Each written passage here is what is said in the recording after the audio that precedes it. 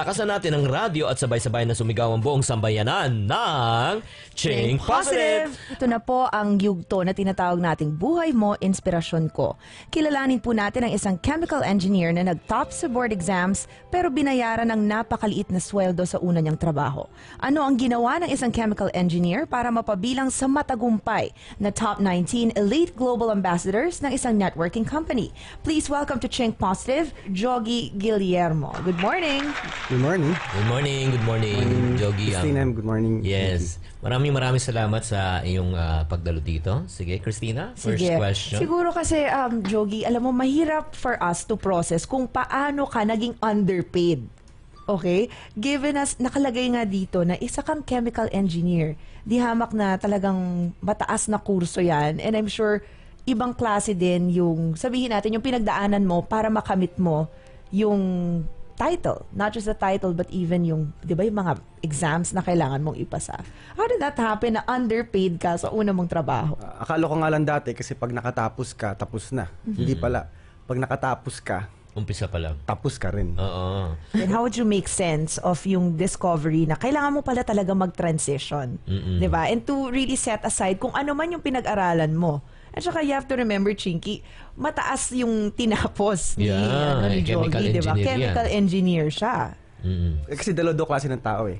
May career-oriented and may result-oriented.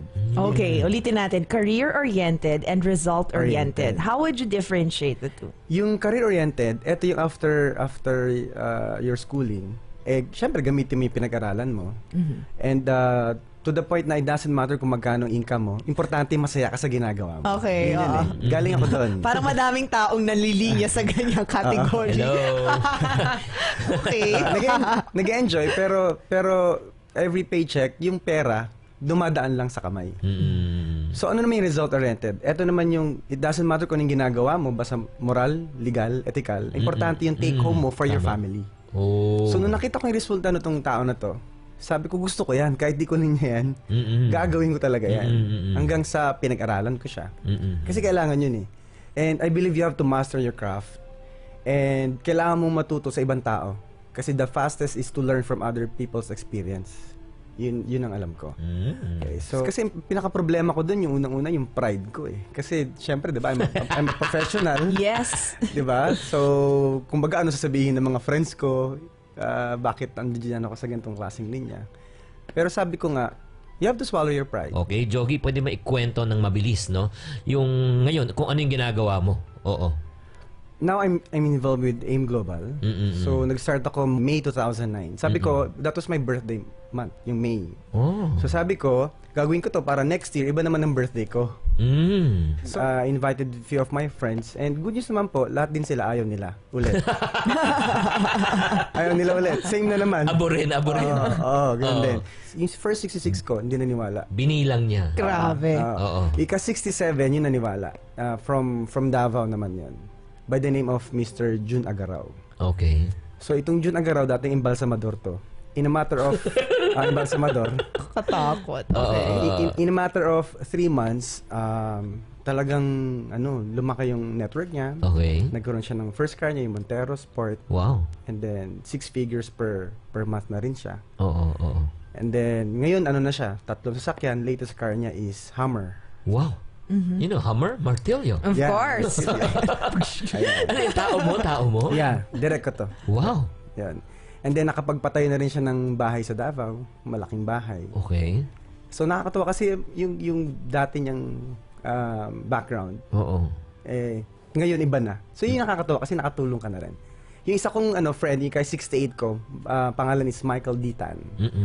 Nagkita kami, galing siya ng US. Pagbalik, na sama ko dito. In a year, nagsi 6 figures na rin siya per month. Okay, so kung itong mga nakausap mo, kahit na 66th or 67th and 68th sila, paano naman ikaw? 'Di ba? Kung nakatulong ka sa iba, paano naman na bago ang buhay mo? Because I think, Chinky, bago ka makatulong sa ibang tao, I think it's important na okay ka na rin sa mga pangangailangan mo. Everything should be covered before ka pa mag-abala, 'di ba, na tumulong sa iba. So in your case, paano? Now I have 4 cars. Yes. Can I borrow one?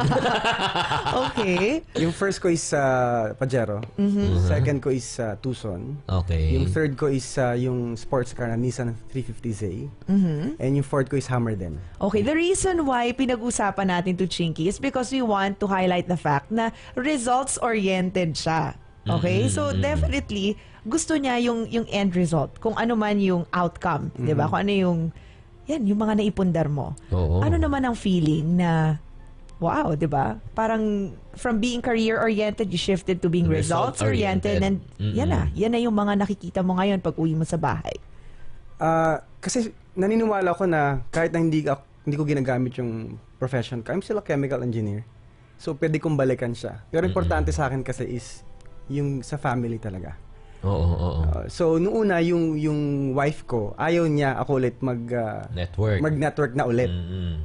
Pero dahil nasa kanya na yung ATM ko, mahal na daw niya ako. Ay, nako. Meaning, di ba, importante pa rin, resulta pa rin. Pero sa parents mo naman, interested ako sa parents ngayon. Oo. Ano naman yung kay mama, papa? Siyempre, di ba, una, sila negative. Kasi sabi nila, sinayang ko daw yung career ko, yung pagiging engineer ko. So, pero nung siyempre nag-aabot ka na, mag-iiba talaga yung timple. Ano sabi? Anak, paano sumali dyan? Naks naman. Sabi sa akin, buti na alak, hindi ka nakinig sa akin nung nagsimula ka. Alam mo, pinapakita namin yung mga pictures talaga. Alam mo, I'm sure yung feeling ba? Ano ba ang pictures na nakita natin sa screen for the benefit of our radio listeners? Yung mga pictures na nung paano siya nagsimula, tapos paano ngayon siya nag-abroad, na bago yung buhay niya, kasama yung mga pamilya niya, travel lang siya. travel, di ba? Parang anong nararamdaman mo ngayon, Jogi? Anong nararamdaman mo? Cloud9 talaga ako ngayon. Kasi hindi ko na-expect naman na ganito rin yung mangyayari sa akin. So, nung umpisa kasi, sabi ko, susubukan ko lang. And sabi nga, hindi mo malaman para sa ito hanggang di mo sinubukan eh. So, yung family ko nga, nadadala ko na sa lugar na hindi namin dati napupuntahan and nakakapagbakasyon na kami.